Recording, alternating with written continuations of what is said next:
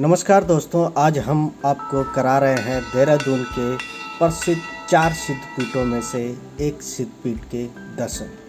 आओ जानते हैं कालू सिद्ध मंदिर के बारे में और उनसे जुड़े कुछ रोचक तथ्यों के बारे में।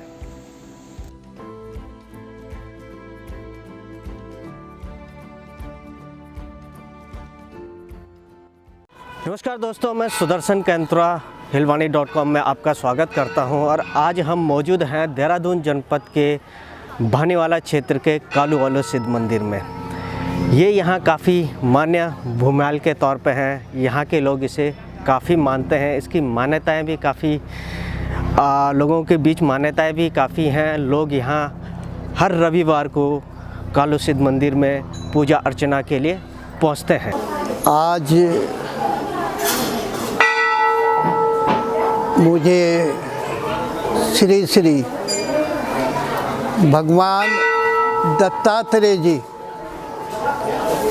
जो विष्णु भगवान के छठे अवतार हुए, हिलवानी जो इसको वो चलाते हैं, सुदर्शन कैंतोरा जी के मन में एक जिज्ञासा पैदा हुई कि श्री कालू सिद्ध बाबा के पावन स्थान की जानकारी मुझे प्राप्त हो।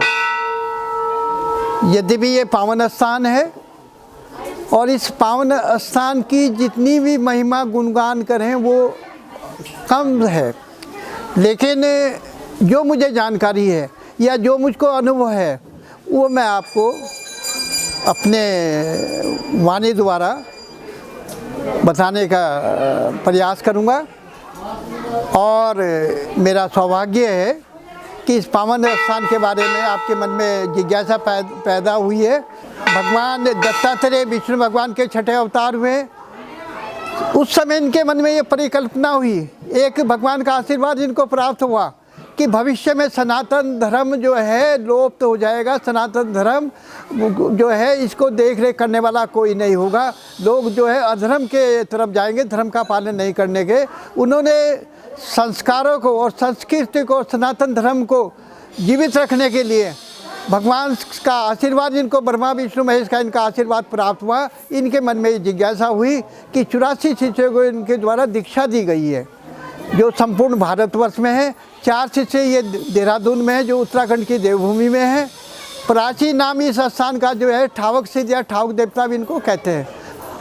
अब ये नाम जो है विलुप्त हो गया है, अधिकतर कालू सिद्ध के नाम से इनको लोग जानते हैं, लेकिन दोनों नाम प्रचलित है, श्री कालू सिद्ध बाबा और ठावक देवता। इनको गुरु का आशीर्वाद प्राप्त हुआ कि जो लोग इस पावन स्थान पर आएंगे उनकी मनोकामना पूर्ण होगी।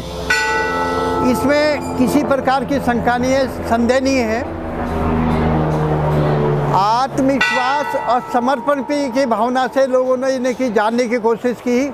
और प्राचीन समय से जिस समय ये इन्होंने यहाँ तपस्या करी, ये मान्यता है कि घनघोर जंगल था, आबादी नहीं थी। इनकी अधिकतम इच्छा ये रही कि इस पावन स्थान पे भक्त लोग दर्शन करने जरूर आए, लेकिन इस पावन स्थान पे रात्रि रुकने के लिए इनकी इच्छा नहीं थी कि यहाँ किसी प्रकार का निवास न हो।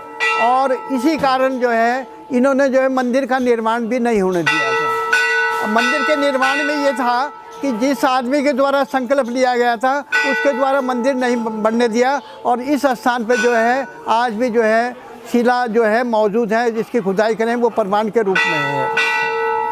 समय परिवर्तनशील है, गतिमान है। अब इनकी इच्छा हुई कि जब इस स्थान पे जो है कलयुग का प्रभाव पड़ा और अधिकतम यात्री लोग आएंगे, भक्त लोग आएंगे, तो इन्होंने इस स्थान के उद्धार करने के लिए इसको थोड़ा सा अनुमति दी कि इसका उद्धार किया जाए।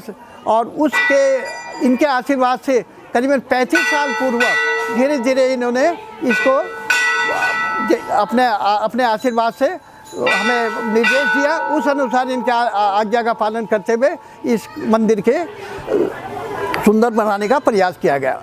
फिर इनकी इच्छा हुई कि और अच्छा होना चाहिए, तो वो उसमें फिर निर्माण कार्य शुरू हो रखा। ये 10 मार्च तक पूरा होगा।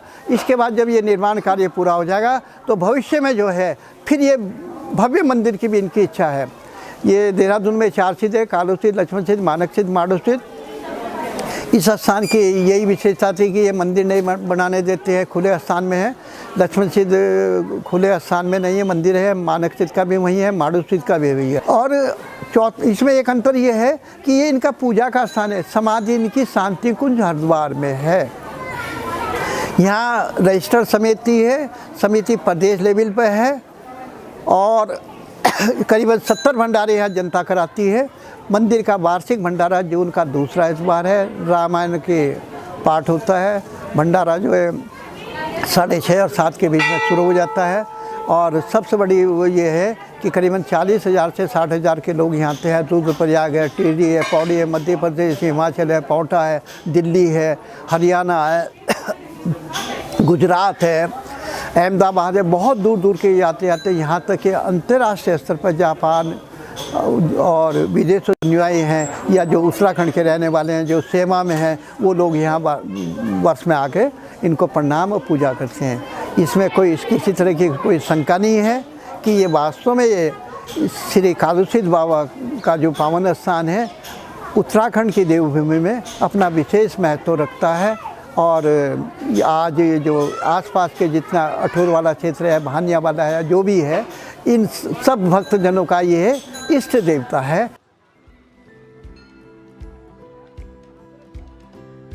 सोंग नदी के किनारे स्थित इस मंदिर को जाने वाले रास्ते प्राकृतिक सौंदर्य से भरपूर हैं। हरे भरे पेड़, चारों तरफ हरियाली इस मंदिर को कुछ खास और अलग बनाती है। नमस्कार, मेरा नाम प्रदीप कैंतरा और हमारे साथ हमारे चाचा जी श्री पूरण सिंह कैंतरा और दूसरे चाचा श्री मनोज सिंह कैंतरा। आज हम भगवान श्री कालू सिद्ध के दर्शन करने बाबा कालू सिद्ध की भूमि में आ रखे हैं, जो भानेवाला के अंतर्गत कालूवाला नामक स्थान पे बाबा विराजमान हैं। जो 4 सिद्ध हैं, लक्ष्मण सिद्ध, मानक सिद्ध, माना सिद्ध और बाबा कालू सिद्ध। उनमें एक भगवान कालू सिद्ध हैं और यहाँ पे बाबा भोलेनाथ की असीम कृपा है। हम लोग जब से जानकारी हुई है 2-3 सालों से लगातार बाबा के दर्शन करने आते हैं और यहाँ पे भी जो भी भक्तगण आते हैं बाबा के हाथ से खाली नहीं जाते हैं। बाबा का आशीर्वाद सभी भक्तजनों पे बना रहता है। जय बाबा कालू सिद्ध। कालू सिद्ध बाबा के दर्शन करने वर्ष भर में स्थानीय अन्य प्रदेश के साथ साथ विदेश से भी लाखों श्रद्धालु पहुँचते हैं। श्रद्धालु यहाँ पहुँचकर बाबा की पूजा अर्चना करते हैं और साथ ही सुकून के पल भी बिताते हैं। कालू सिद्ध बाबा की महिमा यह है, भगवान दत्तात्रेय के शिष्य हैं ये। मैं उन्हें प्रणाम करता हूँ दत्त गुरु जी को, और इस पावन धरती को प्रणाम करता हूँ जहाँ इन्होंने सिद्धि की है। यहाँ जो भी सच्ची श्रद्धा से भक्तजन आते हैं उनकी मनोकामना की पूर्ण होते हैं। और यहाँ जो है हर वर्ष जून के दूसरे महीने में बाबा जी का वार्षिक उत्सव मनाया जाता है। हजारों की संख्या में श्रद्धालु आते हैं। जो एक बार यहाँ श्रद्धा से आया, जिनने भी मन से यहाँ प्रार्थना की है, मेरे यहाँ रहते हुए मेरा अनुभव है कि उसकी झोली यहाँ से कभी खाली नहीं गई। भगवान को प्रणाम करता हूँ, सिद्ध बाबा जी को, इस पावन धरती को और इस उत्तराखंड को, कि जो ऐसे ऐसे हमारे यहाँ सिद्ध पुरुष आए।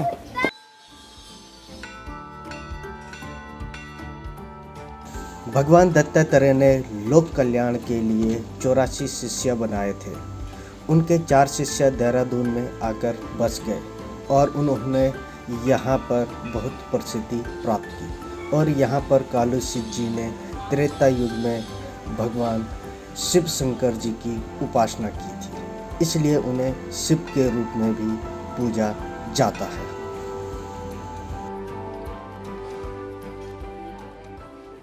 यहाँ प्राचीन काल में कुछ भी नहीं था, घनघोर जंगल था। नदी का तट सोंग का यहाँ पास है, सोंग माता बहती हैं, जिसमें बाबा जी स्नान करते हैं और यहीं आकर पेड़ के अंदर अपना समा जाते हैं और भगवान से प्रार्थना करते रहते हैं। वो दिखते किसी को नहीं। कभी अगर किसी एक गरीब आदमी की यहाँ गड्डी फंस गई थी, वो गड्डी निकल नहीं रही थी, गन्ना लेकर के जा रहे थे, वो गड्डी के पास गए, बच्चा क्या हो गया, बोले बाबा मेरी गड्डी फंस गई, निकलती नहीं, रात का अंधेरा है, जंगली जानवरों का डर है। बाबा ने कंधा लगाया और उस बुग्गी को निकाल करके बाहर कर दिया। बुग्गी वाला चला गया। वो यहाँ पर बोल के गया बाबा मैं भेली चढ़ाऊँगा आपका प्रसाद, वो भूल गया। बाबा सपने में गए, अपना कंधा दिखाया कि मैंने तेरी गड्डी निकाली थी, ये मेरा कंधा छिल गया है, अब तू कब आएगा। तुरंत ही उस भक्त ने बाबा को प्रणाम किया। अगले दिन बाबा के लिए भेली का प्रसाद लेकर के इनके प्रांगण में पहुंच गया। जय बाबा। तब से भेली का जो चला, जब से ही भेली का चलन है जी, भेली का प्रसाद चढ़ता है। पहले गन्ना चलता था जब भेली नहीं बनती थी, जब गन्ना से भेली बनने लगी तब से ये भेली का प्रसाद ही यहाँ पर चढ़ता है। इस मंदिर में लोग अपनी मुराद लेकर सच्चे हृदय से आते हैं और अपनी मुराद मांगकर चले जाते हैं। यहाँ पर लोग संतान प्राप्ति के लिए भी मन्नत लेकर आते हैं। यहाँ सच्चे मन से मांगी गई मुराद कभी खाली नहीं जाती है। और यहाँ के आम जनता से ये कहता हूँ जो यहाँ आते हैं कि उनकी मनोकामना की सिद्धि होती है। और इनका जो व्याख्यान है गीता में है, रामायण में है, शिव पुराण में है, इसके अंदर आप पढ़ के देख सकते हैं। सभी भक्तजनों से निवेदन है जब भी यहाँ आएँ यहाँ की सफाई का ध्यान रखें और ये प्रेरणा रख कर जाएँ कि हमारी श्रद्धा इनसे बनी रहे। श्री कृष्ण भगवान जी को अर्जुन बता रहे हैं विराट रूप में, तो मैं देख रहा हूँ भगवान सिद्धों का समुदाय आपके शरीर के अंदर नाना प्रकार से आपकी स्तुति कर रहा है। तो समुदाय है इनका सिद्धों का, ये तो गीता बता रही है।